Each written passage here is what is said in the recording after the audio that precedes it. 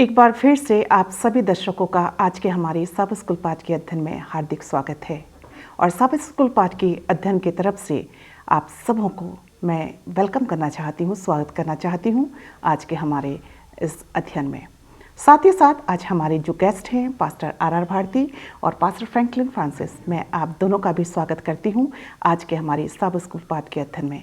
आइए, इससे पहले कि हम अपने सब स्कूल पाठ के अध्ययन में आगे बढ़ें, हम अपनी आंखों को बंद करेंगे और पास्टर आर भारती के साथ दुआ में जाएंगे। आइए प्रार्थना करें।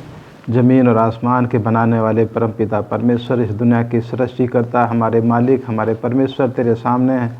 परमेश्वर, इस वक्त हम आते हैं और अपने आप को तेरे हाथों में समर्पित करते हैं कि खुदामंद, जब हम इस ऑनलाइन मिनिस्ट्री के द्वारा तेरा शुभ संदेश लोगों तक पहुंचाना चाहते हैं, खुदामंद तो हमारी मदद करके ये हिंदुस्तान के कोने कोने तक पहुंच सके, इस दुनिया के कोने कोने तक तेरा शुभ संदेश परमेश्वर फैलाया जा सके और बहुत से लोग इस ऑनलाइन मिनिस्ट्री के द्वारा तेरे नाम को जान सकें और परमेश्वर तेरे शिक्षाओं के अनुसार अपने जीवन को व्यतीत कर सकें।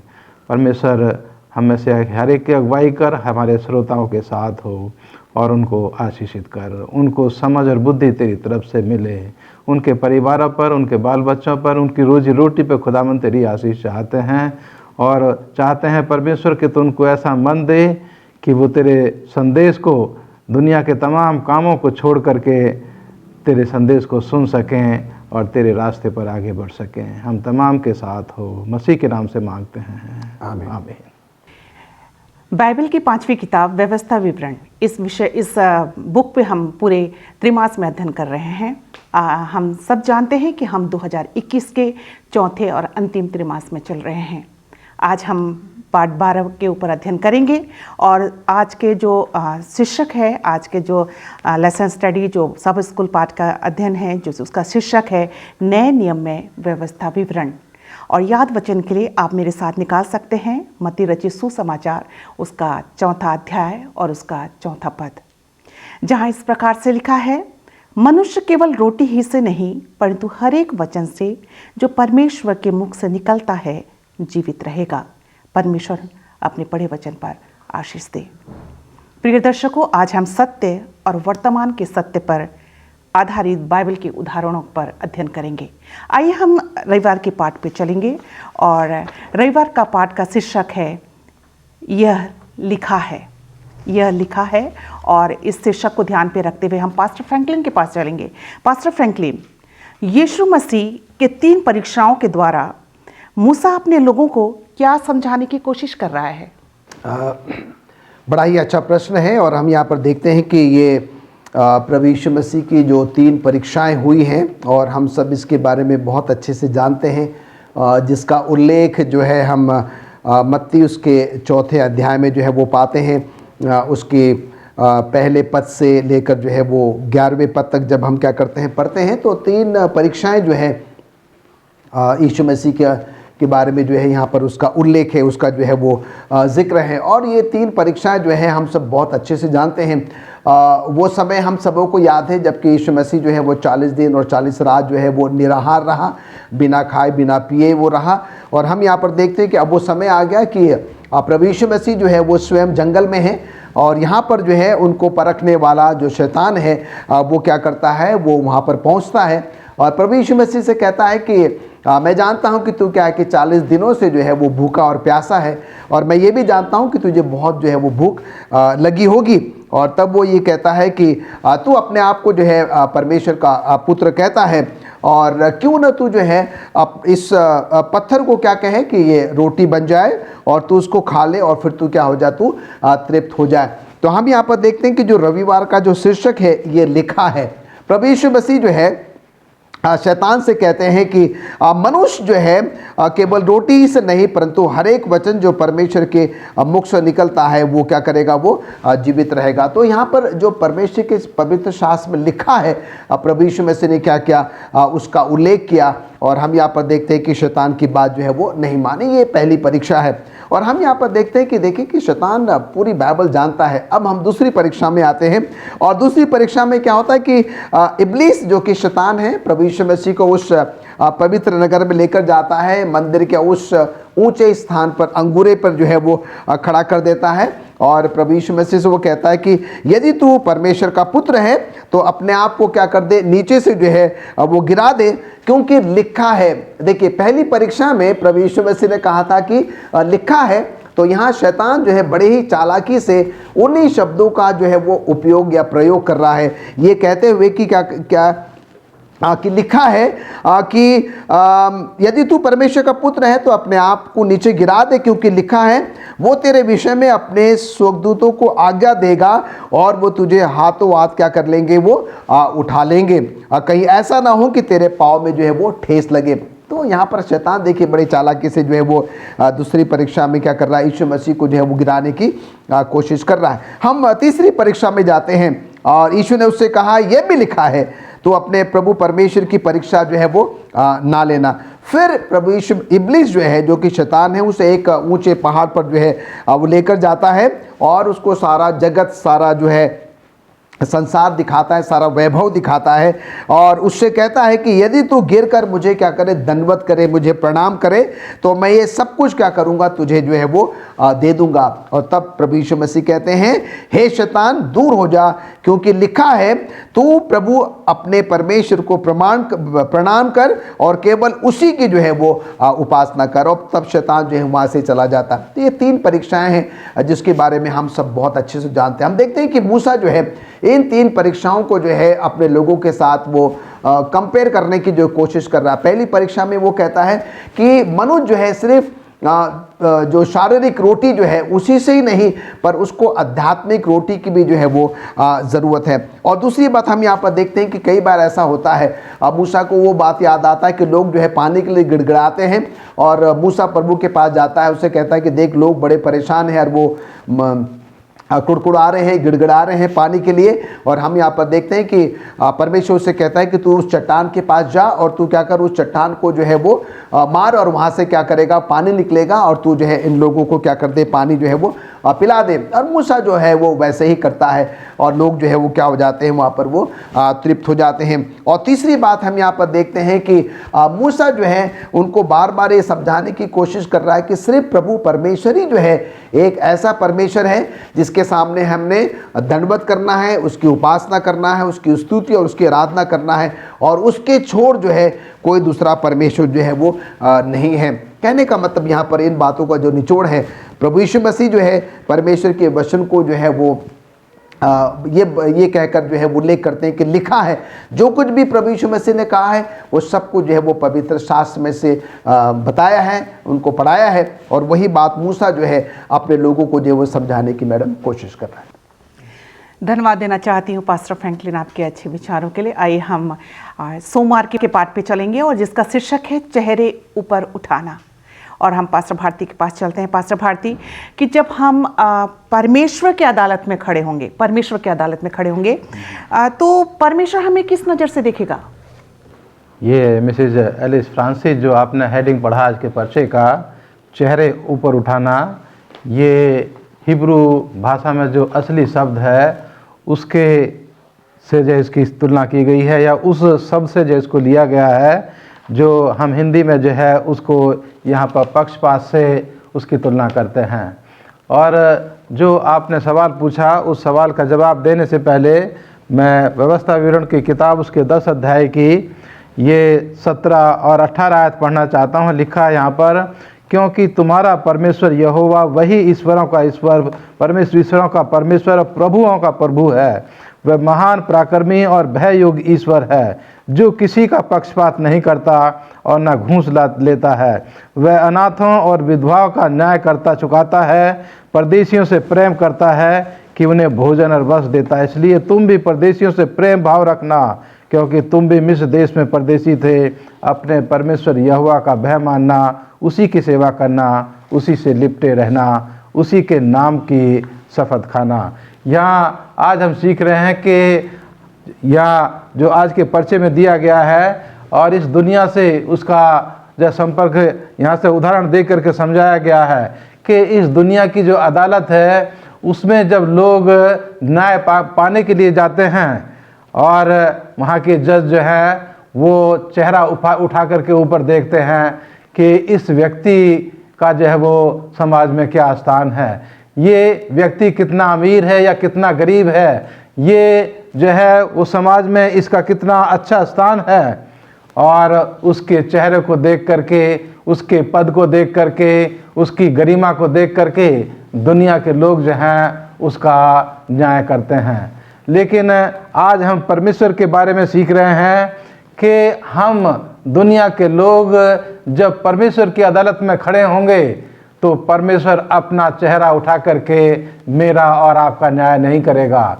इसका मतलब यहाँ पर यह है कि इस दुनिया की अदालत में जब हम न्याय पाने के लिए जाते हैं तो हो सकता है कि हमारे साथ अन्याय हो, लेकिन परमेश्वर वो किसी के साथ अन्याय नहीं करेगा। परमेश्वर कभी भी अपना चेहरा उठा करके हमारा न्याय नहीं करता है। वो हमें एक नज़र से देखता है, एक समान देखता है। हम जब परमेश्वर की अदालत में खड़े होंगे, ये नहीं मायने रखता कि हम अमीर हैं या गरीब हैं, ये नहीं मायने रखता है कि हम किस समाज से आए हैं, ये मायने नहीं रखता कि हम किस देश के रहने वाले हैं, लेकिन परमेश्वर के सामने ये मायने रखता है कि हमने किस तरह का जीवन जिया है। अजीजों, आज जो है हम यहाँ खुदावंद यीशु मसीह के जीवन से देख सकते हैं, सीख सकते हैं कि जब खुदावंद यीशु मसीह इस दुनिया में आए तो उन्होंने कभी किसी के साथ भेदभाव नहीं किया। उन्होंने चाहे गरीब उसके सामने आया उसकी भी उन्होंने मदद की, और चाहे कोई अमीर आदमी उनके सामने आया, कोई राजा आया, कोई राजा का अधिकारी आया या मंत्री आया, उन्होंने हमेशा जो है उनकी मदद करने के लिए तैयार रहे। उन्होंने कभी किसी के साथ पक्षपात या भेदभावपूर्ण व्यवहार जो है उन्होंने नहीं दिखाया। इसलिए आज जो पुराने नियम की शिक्षा है वो उस शिक्षा को नए नियम में भी जो है बार बार दोहराया गया है और उसको और विस्तार के साथ समझाया गया है। यहाँ प्रेरितों की किताब और रोमियो की किताब में बताया है कि जो मालिक है और उसके अधीन जितने सेवक काम करते हैं, जितने दास जो है उसके साथ काम करते हैं, जितने नौकर उसके साथ काम करते हैं, वो अपने व्यवहार को बहुत सावधानी के साथ उनके साथ जो है वो व्यवहार करें। और परमेश्वर जो है वो यहूदा में या अन्य जाति में फर्क नहीं करता, वो जो है सबको एक समान दृष्टि से देखता है। अजीजों, परमेश्वर की जो महान योजना है वो सबके लिए एक समान है। परमेश्वर खुदावंद यीशु मसीह ने अपना जीवन जो है वो हर एक व्यक्ति के लिए दिया है, चाहे वो किसी भी स्तर का क्यों ना हो, और उसने अपना शुभ संदेश आज हर एक व्यक्ति के लिए, हर एक स्तर के लिए, हर एक समाज के लिए, हर एक भाषा के लोगों के लिए उसने अपने शुभ संदेश की योजना अपने चर्च के द्वारा तमाम लोगों तक पहुंचाने का उसने इंतजाम किया है। और परमेश्वर चाहता है कि हम बिना किसी भेदभाव के परमेश्वर के शुभ संदेश को हर एक व्यक्ति तक लेकर के जाएं। और जब हम परमेश्वर की अदालत में खड़े होंगे तो परमेश्वर केवल यही देखेगा कि ये परमेश्वर, इस जन ने मेरे ऊपर विश्वास किया है, मेरे वचनों के अनुसार अपना जीवन व्यतीत किया है, तो वो उसके लिए खड़ा होगा और अपने पिता परमेश्वर से यीशु मसीह दरख्वास्त करेगा। लेकिन उसकी अगर अदालत में अगर कोई धनी व्यक्ति खड़ा होगा या और कोई दूसरा व्यक्ति खड़ा होगा जिसने विश्वास नहीं किया है, तो वो बिना किसी भेदभाव के उसको जो है परमेश्वर अपने राज से जो है उसको निकाल देगा, उसको मौका नहीं दिया जाएगा। तो आज सीखने का मतलब यह है कि पुराने नियम की शिक्षा नए नियम में विस्तार के साथ मेरे और आपके साथ साझा की गई है कि हमारा परमेश्वर परमेश्वरों का परमेश्वर है, खुदाओं का खुदा है, और वो किसी का पक्षपात नहीं करता। वो एक नज़र से हर एक व्यक्ति को देखता है जब न्याय करने का समय आता है। धन्यवाद देना चाहती हूँ पास्टर भारती आपके अच्छे विचारों के लिए। प्रिय दर्शकों, हमने सीखा कि हमारा परमेश्वर पक्षपात नहीं करता। आइए हम मंगलवार के पाठ पे चलेंगे। मंगलवार के पाठ का शीर्षक है पेड़ पर श्रापित, और इस शीर्षक को ध्यान पे रखते हुए आइए हम पास्टर फ्रैंकलिन के पास चलेंगे। पास्टर फ्रैंकलिन, पौलुस गलतियों 3:1-14 में वो किस बात पर जोर दे रहा है? हम देखते हैं कि जैसे कि मंगलवार के पाठ में है और जिसका शीर्षक है पेड़ पर शापित। ये पेड़ जो है, अगर आप पुराने नियम के बाइबल के इतिहास को आप देखें तो हमें ये ज्ञात होता है कि जब कोई एक ऐसा अपराधी या एक कोई बड़ा गुनाह या गलती करने वाला व्यक्ति होता था तो उसे जो है वो क्या किया जाता था, सजा के तौर पर उसको लकड़ी पर जो है वो लटकाया जाता था, पेड़ पर जो है वो लटकाया जाता था। और हम यहाँ पर देखते हैं कि थोड़े समय के बाद हम देखेंगे ये पेड़ पर शापित जो है वो कौन व्यक्ति है और किसके बदले में जो है इस व्यक्ति को जो है उस पर लटकाया जो है वो गया था। और जैसे मिसेस एलिस आपने ये प्रश्न किया है कि गलतियों 3:1 से 14 तक जो है संत पौलुस जो है गलतियों की कलीसियाओं को जो है वो क्या कहना मांग रहा है, क्या समझाना मांग रहा है। और जब हम गलतियाँ उसका 3 अध्याय पढ़ेंगे तो हम यहाँ पर देखते हैं कि वो 2 बातों पर जोर दे रहा है।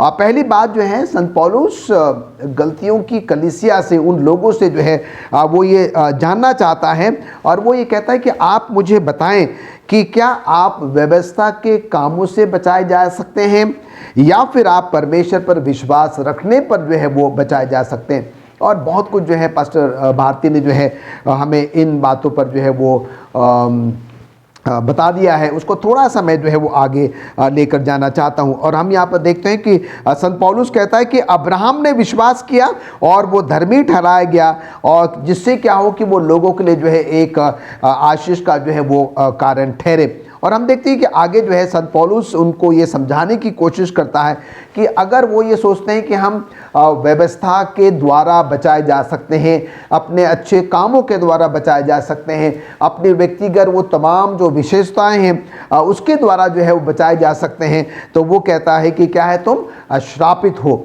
और हम यहाँ पर देखते हैं कि आगे वो कहता है कि अगर तुम जो है सिर्फ और सिर्फ जो है प्रभु परमेश्वर पर विश्वास करते हो, भरोसा करते हो, और वो जो पेड़ है, वो जो लकड़ी है, वो जो काठ है, जहाँ पर कि जो है एक अपराधी को, जो कि मैं और आप है, जो मृत्यु जो मौत जो है मैंने और आपने उस लकड़ी पर, उस काट, उस पेड़ पर जो है वो सहनी थी। और हम देखते हैं कि प्रभु यीशु मसीह ने क्या किया, मेरे और आपके बदले में जो है अपने आप को उस पेड़ पर जो है वो लटका दिया। मेरे और आपके लिए प्रभु यीशु मसीह जो है वो श्रापित जो है वो हो गया। तो यहाँ पर संत पौलुस जो है गलतियों की कलीसिया को, उन सबको, राज हम सबको भी जो है ये संदेश मिलता है कि हम और आप जो है कदापि अपने अच्छे कामों पर, व्यवस्था को पालन करते हुए जो है अपने आप को धर्मी गिनने की या समझने की कतई कोशिश ना करें।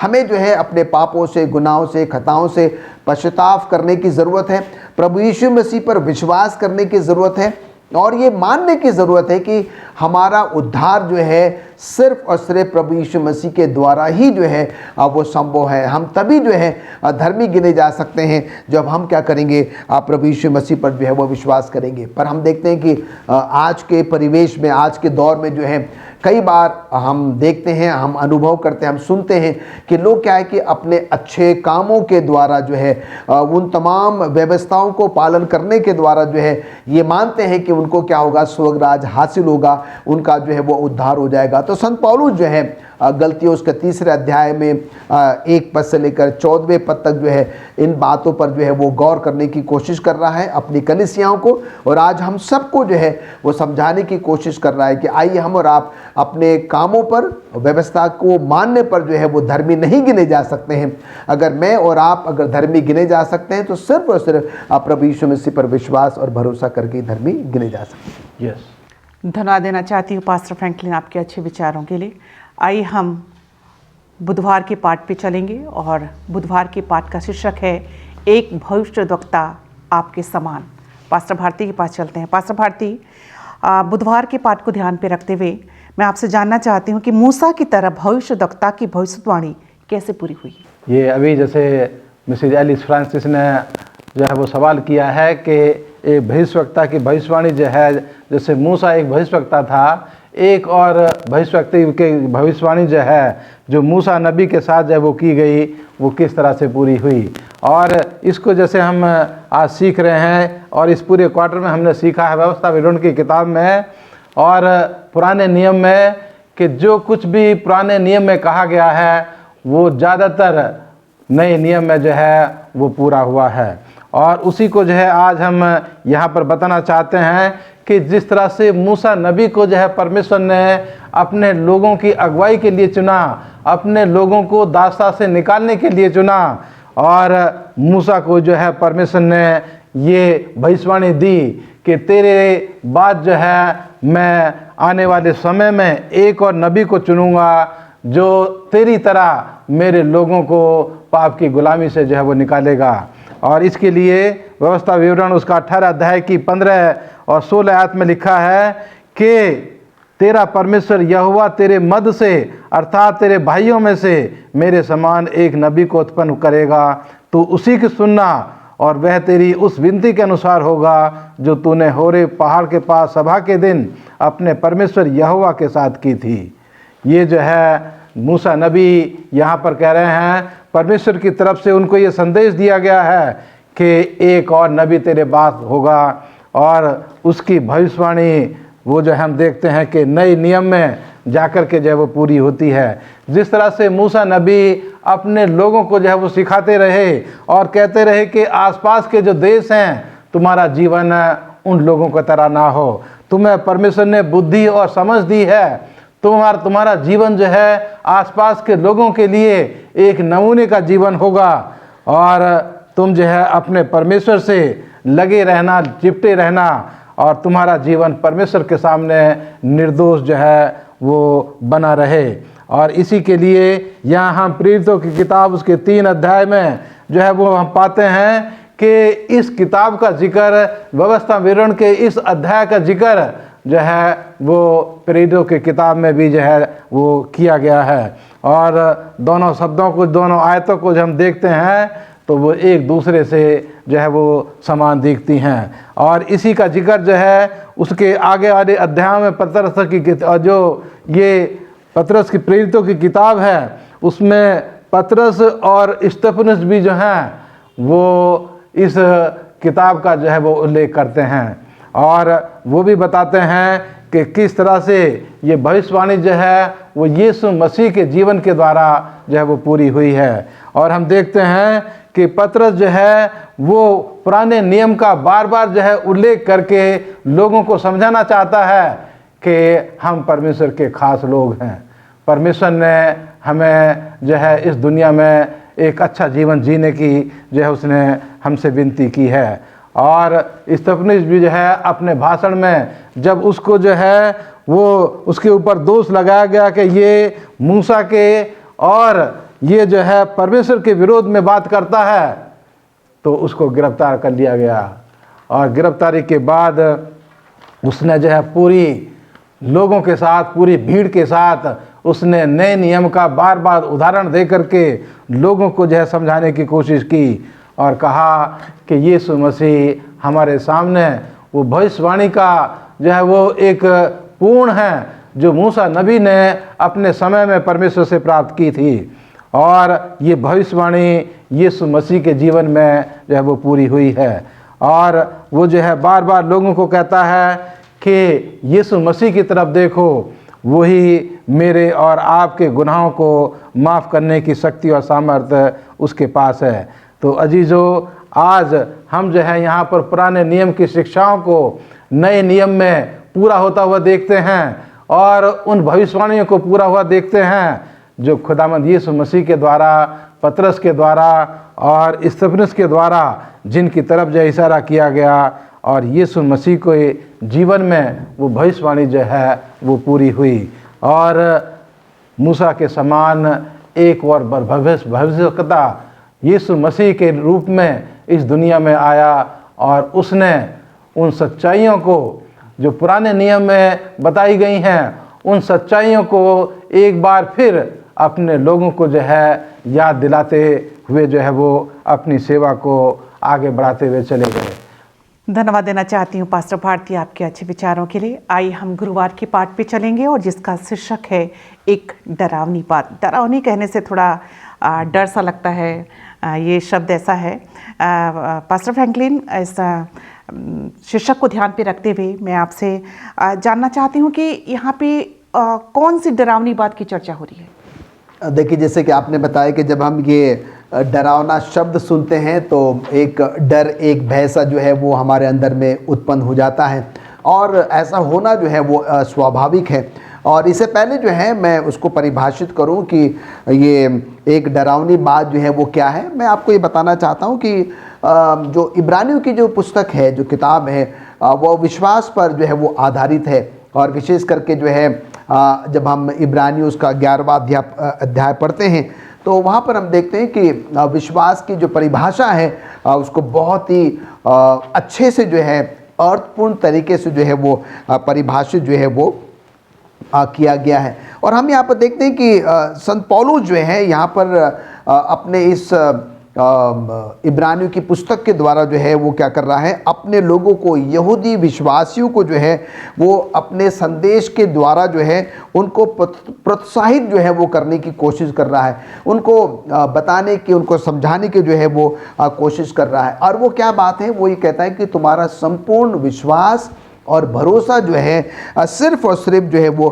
प्रभु परमेश्वर पर जो है वो होना चाहिए। और वो कहता है कि जब तुम्हारा विश्वास और भरोसा जो है सिर्फ और सिर्फ प्रभु परमेश्वर पर होगा तो उससे क्या उत्पन्न होगा, प्रेम उत्पन्न होगा, उससे भलाई उत्पन्न होगी, और तुम जो है उसके प्रभु यीशु मसीह के चरित्र के अनुसार क्या करोगे, तुम जीवन यापन जो है वो कर सकते हो। और वो ये भी उनको समझाने की कोशिश कर रहा है कि हम सब ने पाप किया, हम सब ने गुनाह किया, हम सबको जो है वो मौत, वो मृत्यु जो है उस क्रूस पर जो है, उस काट पर, उस पेड़ पर जो है लटक कर जो है वो सहनी थी।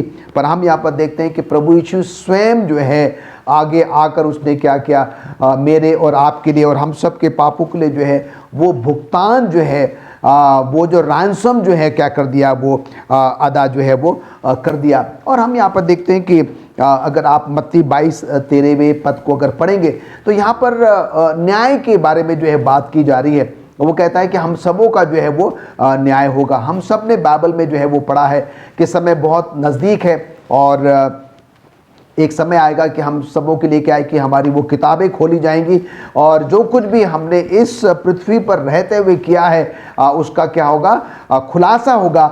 और प्रभु परमेश्वर जो है अपने सिंहासन पर होगा और हम हर एक का क्या करेगा, वो जो है वो न्याय करेगा। मैं आप सभी दर्शकों को और हम सबको ये बताना चाहता हूँ कि अभी भी जो है, वर्तमान में भी जो है, हम सब का जो है वो न्याय चल रहा है। उसे कहते हैं इन्वेस्टिगेटिंग जजमेंट जो है। और हम यहाँ पर देखते हैं कि परमेश्वर का वो अनुग्रह जो है, परमेश्वर की वो दया जो है वो हम सब के ऊपर जो है अभी भी क्या है, आश्रित है। और जिस दिन जो है हमारे मृत्यु हो जाएगी, हम सबों के लिए जो है वो अनुग्रह का द्वार जो है वो बंद हो जाएगा। उसके बाद जो है हमारा कुछ भी नहीं होगा। और इसीलिए संत पौलुस जो है अपनी कलीसियाओं को, अपने लोगों को ये समझाने की कोशिश कर रहा है कि तुम क्या करो, उस न्याय के दिन से तुम क्या करो, मैडम एलिस, डरो।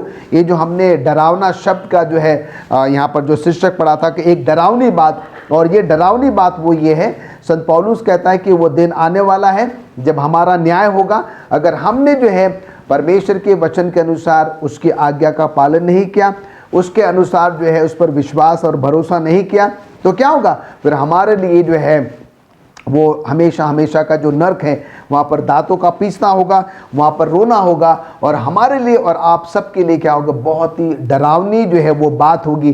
तो जो प्रश्न आपने किया था कि वो कौन सी डरावनी बात है, वो डरावनी बात ये है, अगर हम प्रभु परमेश्वर पर विश्वास नहीं करते, भरोसा नहीं करते हैं और अपने आप को प्रभु को समर्पित नहीं करते हैं, संसारिक जीवन यापन करते हैं, और फिर हमारा जब न्याय होगा, अगर हम प्रभु परमेश्वर के वचन के अनुसार अगर सिद्ध या धर्मी नहीं गिने जा सकते हैं, तो फिर क्या होगा, हमें जो है वो उस दांतों का पीसना और वो अनंत मृत्यु का जो है वो सामना करना पड़ेगा, जो कि हम सबों के लिए जो है बहुत ही जो है वो डरावनी बात होगी। धन्यवाद देना चाहती हूँ पास्टर फ्रैंकलिन आपके अच्छे विचारों के लिए। आइए हम शुक्रवार के पाठ पे चलेंगे और पास्टर भारती के पास चलेंगे। पास्टर भारती, जो पुराना नियम है आज हमारे लिए कितना महत्वपूर्ण है, या फिर आज हमारे लिए कितना महत्व रखता है? ये हम तमाम मसीह लोगों के लिए और जो गैर मसीह हैं उनके लिए भी ये एक अहम, एक ख़ास सवाल जो है वो मिसेज एलिस फ्रांसिस ने यहाँ जो है वो मेरे सामने रखा है। और मैं आज अपने दर्शकों को बताना चाहता हूँ कि जो पुराना नियम है उसकी जो पहली 5 किताबें हैं, जो मूसा नबी ने जिनको लिखा और उनको तोरा के नाम से या पेंटाट्यूक के नाम से जो है वो जाना जाता है। और उसके बाद बाकी जो पुराने नियम है वो जो है लिखा गया। और जो मूसा की पहली किताब 5 किताबें हैं उनकी जो है वो 3री सेंचुरी में बिफोर BC, बिफोर क्राइस्ट के जन्म से पहले, मसीह के जन्म से पहले 3री शताब्दी में जो है उनका ग्रीक भाषा में जो है वो ट्रांसलेशन किया गया है। हिब्रू से जो है उनको ग्रीक भाषा में उनका तर्जमा किया गया। और जो पुराना नियम है उसको 2री शताब्दी में जो है वो ग्रीक भाषा में उसका ट्रांसलेशन किया गया, जिसको ग्रीक ओल्ड टेस्टामेंट के नाम से भी जाना जाता है, जिसको सेप्टुअजिंट भी कहते हैं। और ये जो है दिखाता है कि पुराना नियम जो है वो कितना महत्व रखता है। और जब हम इस क्वार्टर में जो है इस त्रिमास में सीख रहे हैं कि पुराना नियम जो है वो मेरे और आपके लिए आज कितना महत्व रखता है, और मसीह लोगों के लिए आज ये कितना महत्व रखता है, कि अगर हम बाइबल को समझना चाहते हैं तो हमारे लिए ज़रूरी है कि हम पुराने नियम को पढ़ें, क्योंकि पुराना नियम जो है वो मसीह धर्म की नींव है। और बिना उस नींव को जाने हुए हम उसके बारे में जो है पूरी तरह से हम नहीं समझ सकते हैं। और इसलिए ये जो है जब हम नए नियम पर आते हैं और उसमें हम देखते हैं कि पुराने नियम की किताबों का कितने नए नियम के लेखकों ने जो है उनको वहाँ से ले करके उसका उदाहरण दे करके, पुराने नियम का उदाहरण दे करके उसको समझाने की कोशिश की गई है। और सबसे ज़्यादा व्यवस्था विवरण की किताब को नए नियम में उदाहरण दे करके समझाया गया है। भजन संहिता का भी जो है उल्लेख नए नियम में किया गया है। और जो यशायाह की किताब है उसका भी जो है उल्लेख हमें नए नियम में मिलता है। और आज हम देखते हैं कि जो नए नियम के लेखक हैं उन्होंने कभी भी पुराने नियम की किताबों को या उनके लेखकों के द्वारा लिखी हुई किताबों को उन्होंने कभी भी जो है वो बायकाट नहीं किया, उनका बहिष्कार नहीं किया है। लेकिन आज हमारे दुनिया में कुछ लोग ऐसे हैं जो पुराने नियम की कहानियों के ऊपर, उनके संदेशों के ऊपर जो है वो कुछ लोग शक करते हैं। लेकिन अजीज़ो, सेवंथ डे एडवेंटिस्ट चर्च जो है वो इस मुकाम पर है कि वो पूरी बाइबल में विश्वास करता है, किसी भी किताब के ऊपर जो है वो संदेह नहीं करता। और इसलिए आज तमाम मसीह लोगों के लिए ये पुराना नियम जो है वो बहुत महत्व रखता है, क्योंकि पूरी बाइबल जो है परमेश्वर के संदेश के द्वारा, परमेश्वर की प्रेरणा से लिखी गई है। और उसमें कोई भी बात मनुष्य की इच्छा से नहीं लिखी गई है।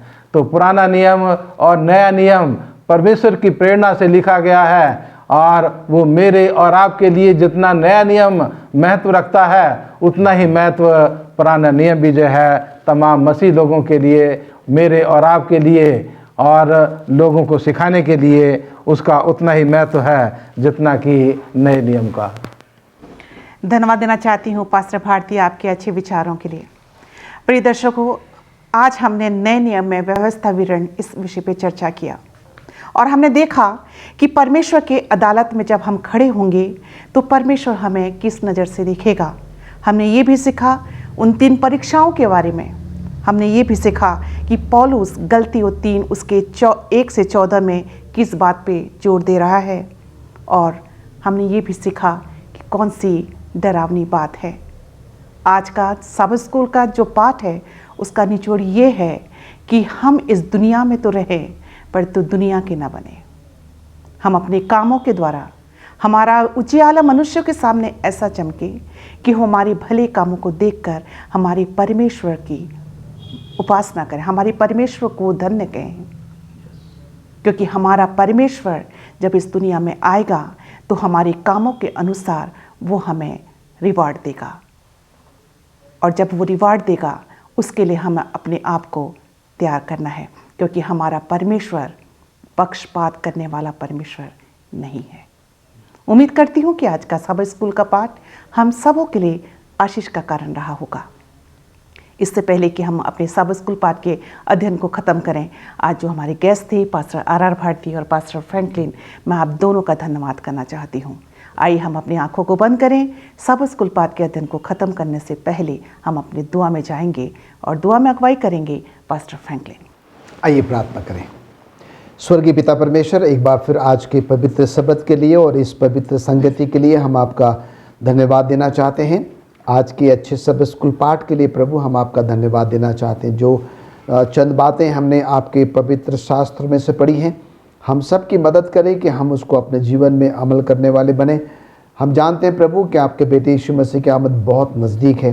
प्रभु हम ये भी जानते हैं कि कई बार हम इस बात पर घमंड करते हैं कि हम आपकी व्यवस्था का पालन करते हैं, हम अच्छे काम करते हैं प्रभु, पर आज हमने ये सीखा है हमारे अच्छे काम, हमारी व्यवस्था का पालन करना जो है हमें उस स्वर्गीय घर का अधिकारी या हिस्सेदार नहीं बना सकता है। प्रभु हम उस स्वर्गीय घर में तभी प्रवेश कर सकते हैं जब हम अपना संपूर्ण विश्वास और भरोसा जो है सिर्फ और सिर्फ आप पर रखें, और आपके उस अनुग्रह के द्वारा प्रभु हमें वो स्वर्गराज हासिल हो सकता है। प्रभु हम अपने पाप गुनाह खताओं के लिए आपसे माफ़ी चाहते हैं। धन्यवाद देते हैं कि आपने हमारे प्रार्थनाओं को सुना है। प्रभु यीशु मसीह के नाम से मांगते हैं, आमीन। आमीन।